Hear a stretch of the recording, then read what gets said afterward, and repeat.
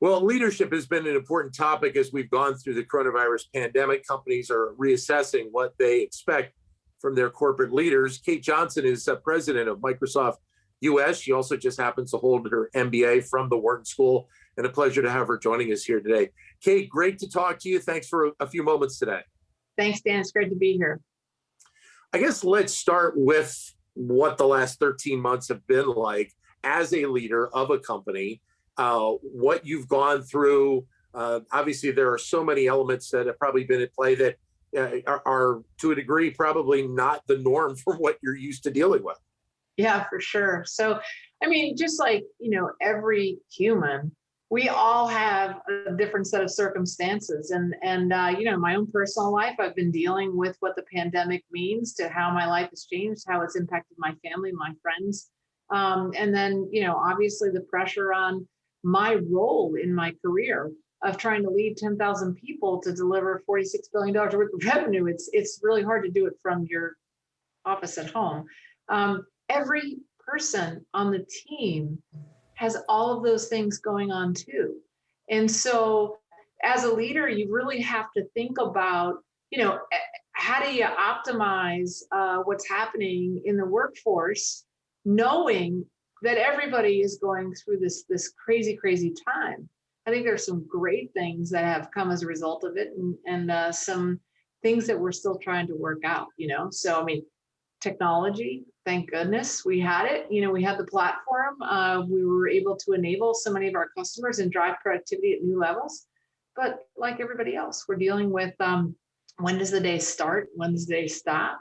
How do you manage that? How do you take care of your elder parents, your younger kids, and your whole ecosystem of constituents in your personal and professional life when you're stuck behind the screen? It's tough. I've heard you talk on a few occasions about the term courageous leadership. Yeah. Explain what that is and how it plays into kind of the day-to-day at Microsoft.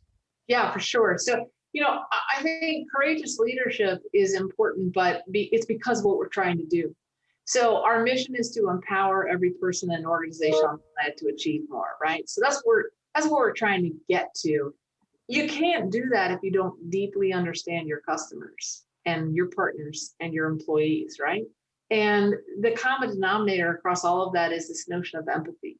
And empathy is about deep understanding, and it requires both parties trying to understand each other to show up with vulnerability. Nobody likes to show up as vulnerable because that's always traditionally been sort of associated with weakness. The reality is it takes courage to do that. And that's the key to, I think, digital transformation in our future. And so that's why we focus on the courage element of it. It's like, hey, get brave to show up as imperfect and to focus on getting it right instead of being right. And you're going to be 3 steps ahead. Obviously, this is something you focus on with Microsoft, but is this something in talking with leaders of other companies that is becoming a more common philosophy amongst companies in general right now?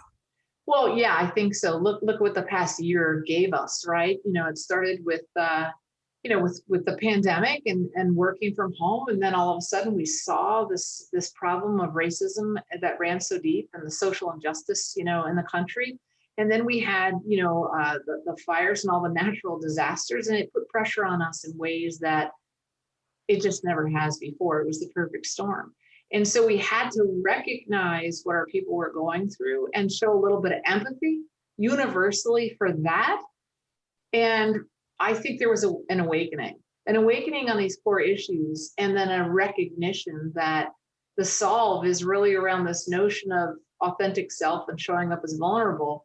And again, it's not hard to do the math to know that it takes a whole lot of courage to step into the ring, to be vulnerable and to admit that you don't know everything and that you need to harness the power of all these different perspectives, right? That's how I think the journey has happened, certainly for me and for so many of my peers across both the tech industry as well as all the industries that we serve.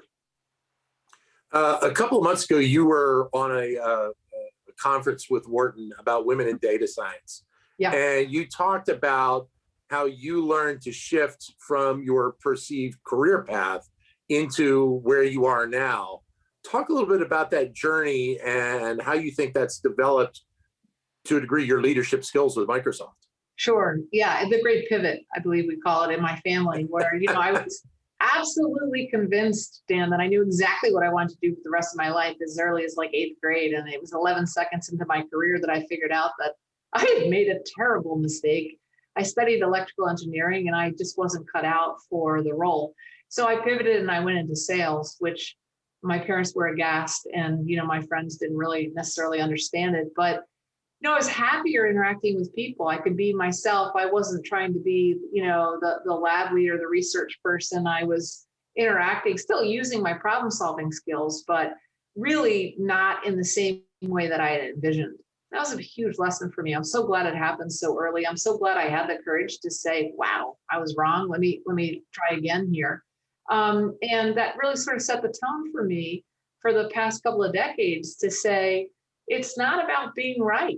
It's about being happy. It's about making the right contribution. It's about being true to yourself and those around you about what your capabilities are and the impact that you can make. And if you follow that, I think great things happen. And that was kind of the message at the data science, conference that we were having, and encouraging more women to just give it a try.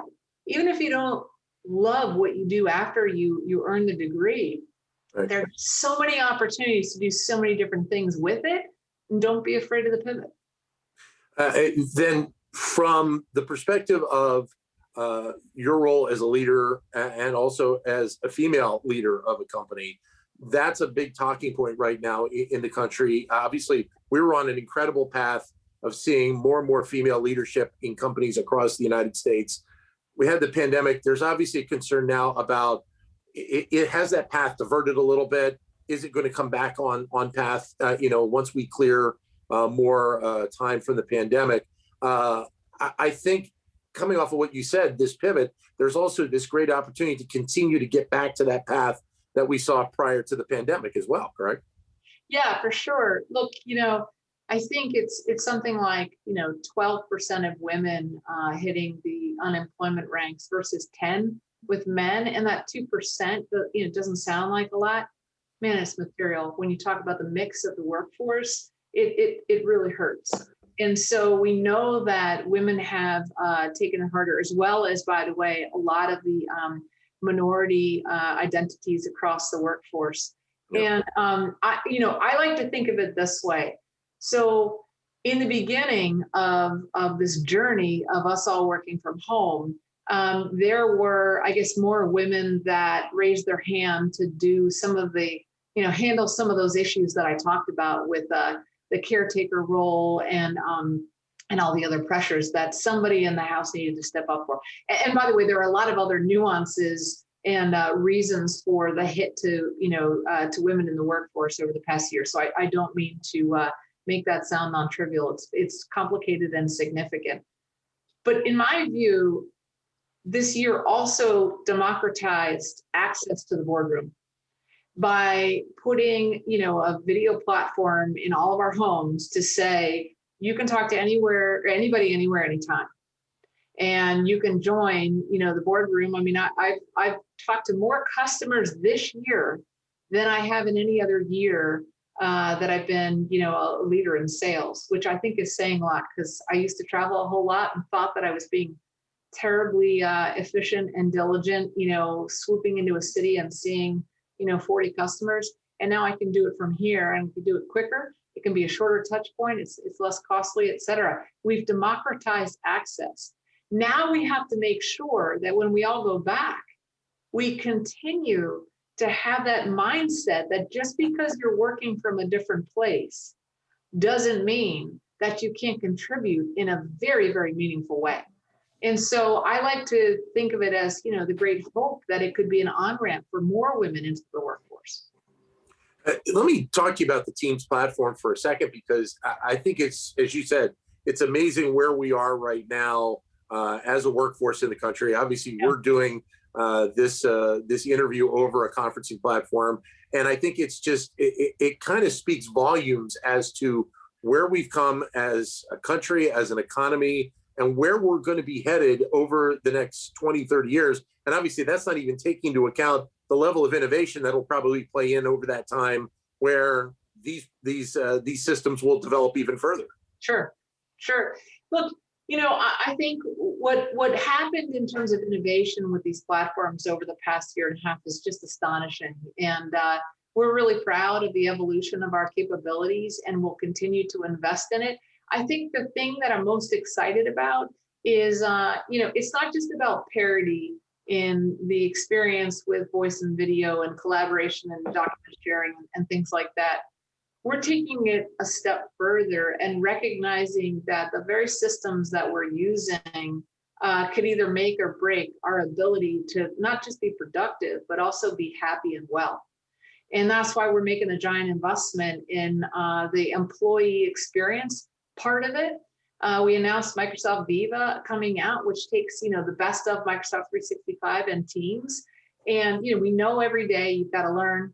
You've got to, source all the news, to be able to do your job the best that you can. You've got to have all of your functional workflow tools, et cetera, and enabling all that to be integrated in a way where we also say, hey, let's think about wellness applications and mindfulness applications and bring them to the story too, to remind you every day, not just to do your morning run or walk, but also, to take a breather and to be mindful, I think was really a breakthrough for us. We're super excited about the potential for the space, and I think have an incredible roadmap for innovation in it. Let me switch quickly and talk about the world of gaming for a second, because it feels like we've kind of almost hit a surge or a next wave in gaming, and I see it a little bit. My son has an Xbox, so he enjoys it a lot. But there is so much of this through the digital connection that we have, where we're seeing more and more gaming coming along.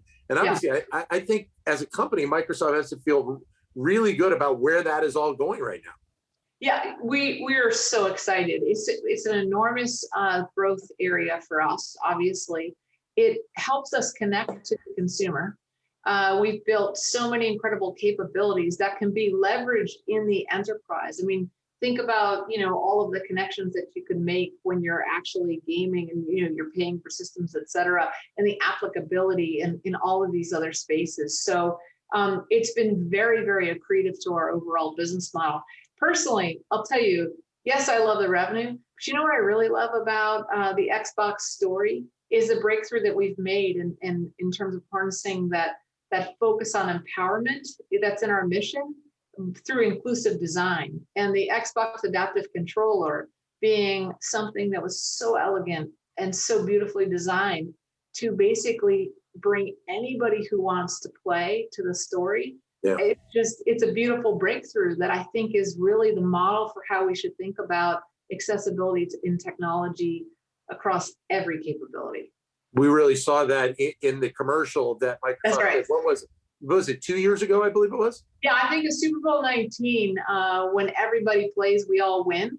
And it just showed, a child with enormous physical challenges playing and crushing it, and it was just, there was so much joy in that commercial. But, that's not just fiction.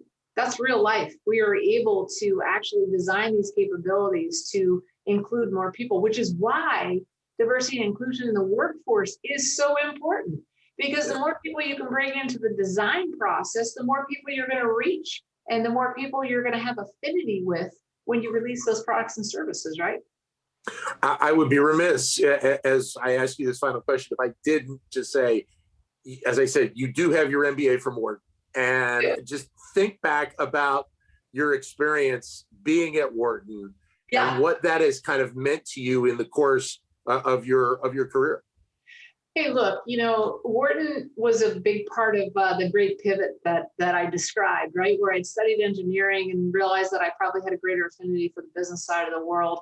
It gave me the fundamental business acumen that I needed in order to be credible to start the journey, but it also brought a world-class network. I'm proud of the degree that's hanging on my wall, and I absolutely adore staying in contact with the people that I went to school with who are in big jobs across the country. Some of them are in big roles in their homes, taking care of their families. I'm friends with all of them, and just really proud of that history. Well, Kate, I appreciate the time. And obviously, hopefully the next time we get to do an interview like this, we're doing it face to face at Wharton in the studio there. And we don't have to do it on a conference, but I greatly appreciate you giving us a few moments today. Hey, thanks for including me. And it was great. And I'll see you in person soon, I hope. Absolutely. Kate Johnson, president of Microsoft US.